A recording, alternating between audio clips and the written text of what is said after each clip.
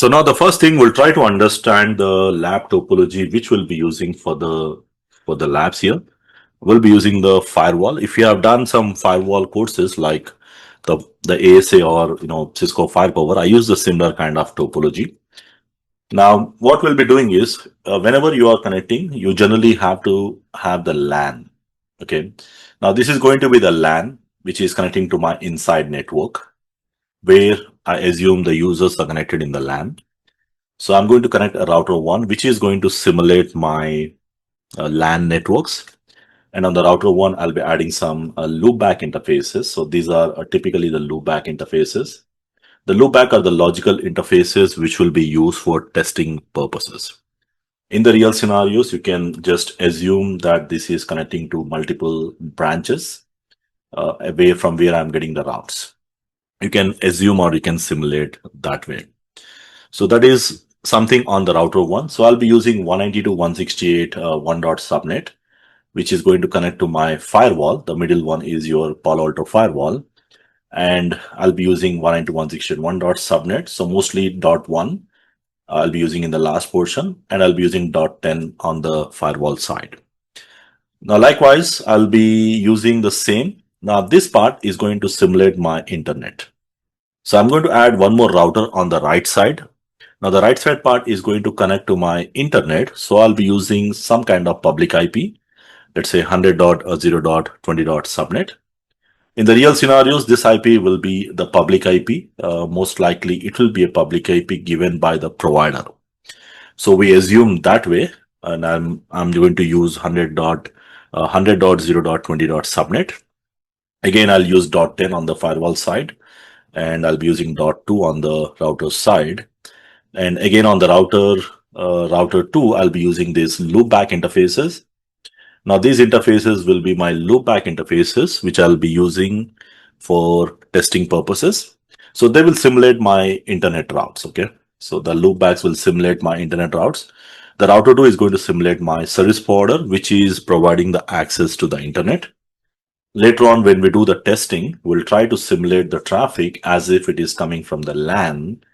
It goes to the firewall, and on the firewall we'll be configuring some access policies, and based on that it should be permitted or denied.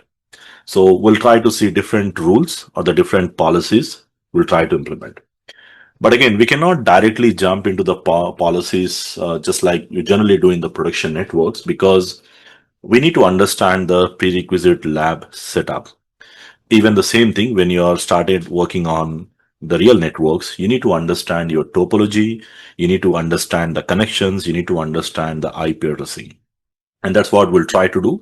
So for the next 1 month, 1.5 months, whenever you're learning this Palo Alto course, probably we'll try to assume this is our production network, which we'll be working on, and where we'll be setting up everything from the basic. Okay. Now, that's what we'll do. So we'll be using this IP addressing scheme, the public IPs on the internet on the right side. So you need a LAN, you need a WAN, that is internet. Now the additional things you can also see, there is something called DMZ. Now demilitarized zone, this part. Now we call this as DMZ. DMZ3 I'm using because I'm using 2 DMZ zones. Now, if you remember, I already said DMZ is basically a place where you host your servers. Now, in the real networks, you generally host your web servers or FTP servers or email servers or any other servers you host. Like if someone on the internet want to access the website, so I have hosted that on my server here, and it will be accessing from this server, and it will you need to make sure that the user on the internet are accessing the servers again from the internet. And again, we are not going to place these servers here, because you can say, why should not I place the servers here? Because technically you don't want any user on the internet to enter into my LAN, which is typically a threat. So you don't want, you just wanted to keep your network separate, either in the form of a separate VLAN or separate subnet. Okay, so this is going to be my servers, and each and every IP is the loopback IP again on the router 3, and these will simulate my internal servers. And in the future, what we'll do is we'll write a policy to permit access to these servers, or we'll do NAT, where we are translating from private to the public IP. So all these things goes as we move on with the lab scenarios later on. Now, the same way, assuming that I also have one more network, one more DMZ, just to have a variation, I'm adding one more DMZ, the same thing. Maybe you can say this is like my data center, or uh, some kind of data center where you host some important network. You have another DMZ where you also host the servers, and we can have a different policies as required. Okay. So most of the time we don't use another DMZ, but depending upon the scenarios, we might be doing up the setup. Okay. So on this side, the IP, I'm using 10.0.30.subnet, where I'll be using 30.10 here, 30.3 here. And here I'll be using 10.0.40.subnet with /24. Again, you know the basic rules. So there should be this different networks and all. So we got 4 different networks. 3 are must: the LAN, and the WAN, or the internet, and the DMZ. Additionally, we have one more DMZ for additional verifications. Now, coming back to the one more part here, there is something called management network. So in my case, we'll also be adding this here. We'll also be adding this management network. Now, what is management? Now, this is my management VLAN.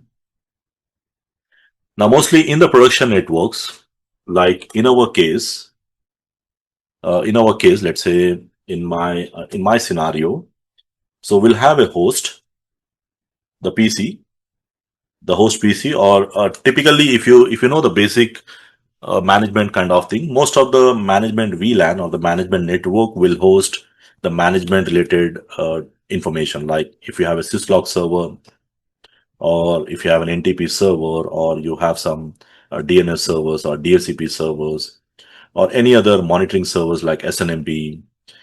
And here again, whatever the GUI access, the host which we use for GUI access, or Active Directory servers, it can be anything, or even you can place them in the DMZ as well. But typically, most of the services will keep it in a separate VLAN or a separate network from where we manage the services. And in our example, we might be using few of their services here. Now here also we need one host or one computer which is going to be used to access the graphical interface, because all the configurations on the firewall goes through the GUI, graphical interface, and we will be using one host and the browser to access that firewall. Okay. So to access that firewall, I have to connect from my computer to the graphical interface. So you need a PC. Now, of course, you can say, can I use a PC from here or here or here? You can still use it, but it's always recommended to have a separate management network, which is only going to manage the network. So I'll be using either I can connect a different network. In my case, I'll be using 192.168.15.subnet, which is my local subnet I'll be using. So in my case, I'll be using this local subnet. If you go to my config, IP config, you can see this is my wireless adapter, my host, which I'll be using to connect. Okay, so I'm not using, now there are multiple options. Either you can install one VM. Again, I'll show you all these options, how to set up. But before we jump into the setup, we need to understand the requirement of that particular device and the setup. That makes easier, and that also makes more interesting to while you are doing. You can also understand why we are doing this. So basically, I can use a host, or I can, in my case, I'm not using the host. I can use a VM machine. I'll show you when we do the configurations, VMware host, or I can use my local host. So in my lab, I'll be using this local host. Okay, so this is my local host from where I'll log in.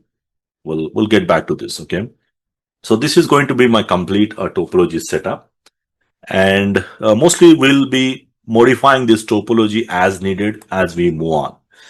But as we go on, initially the interface IPs will configure, we'll do routings, we'll do NAT, we'll configure the policies, So majority of the labs will be based on this. But as we move on to some other options, like if I'm moving on with the VPNs or if I move on with some other high availability kind of labs, there will be few changes in the topology as we move on. But majority of the lab, like 50 to 70%, will be based on this. And most likely it will be similar to the production network. Okay. So this is my quick overview on the topology and the IP addressing. So this is the common IP addressing which I use for most of my firewall labs.